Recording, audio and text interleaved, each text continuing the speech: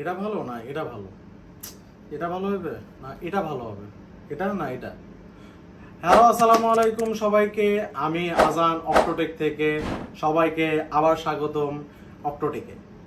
So অনেকেই হচ্ছে গিয়ে চিন্তা করছে যে অ্যারাউন্ড 30K আশেপাশে বা 30K প্লাসে আপনার কোন ফোনটা বেটার হবে।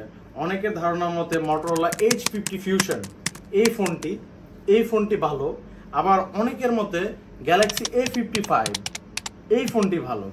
সো কোন ফোনটা ভালো হবে, কোন সেগমেন্টে কোনটা বেটার, কোনটা কোন দিক দিয়ে ভালো পারফরমেন্স দিচ্ছে, সেই দিক থেকে আমরা একটা রাফ অ্যান্ড টাফ ভিডিও করবো। যেহেতু আমরা প্রিভিয়াসলি বলেছি যে Motorola H50 Fusion-এর একটা রিভিউ নিয়ে আসবো, সেই ক্ষেত্রে দেখা যাচ্ছে দুইটা সেগমেন্টের ফোন, যেহেতু অনেক কাস্টমারের ভিতরে কনফিউশন যে কোনটা ভালো কোনটা তাদের জন্য বেস্ট হবে।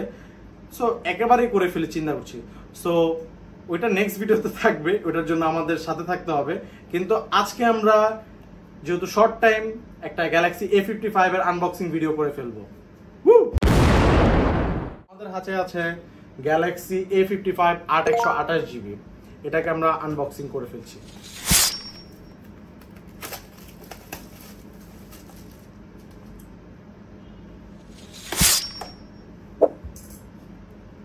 সো বক্সটা খোলার সাথে সাথে আপনি অ্যাজ ইউজুয়াল একটা ফোন পেয়ে যাবেন, যেটা র্যাপিং করা থাকবে এবং ফোনটা থাকবে এরকম ভাবে।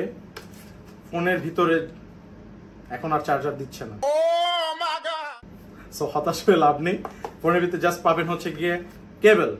সো কেউ কনফিউশন হবেন না, এটার ভিতরে একটা কেবল থাকবে আপনার টাইপ সি কেবল। আচ্ছা আমি দেখিয়ে দিচ্ছি, এই যে একটা কেবল, আর হচ্ছে ম্যানুয়াল, দেন হচ্ছে গিয়ে আপনার একটা sim ejector pin, then finally বক্সটা দেখে রেখে দিই। ফাইনালি আমাদের ফোন ফোন ফোন ফোন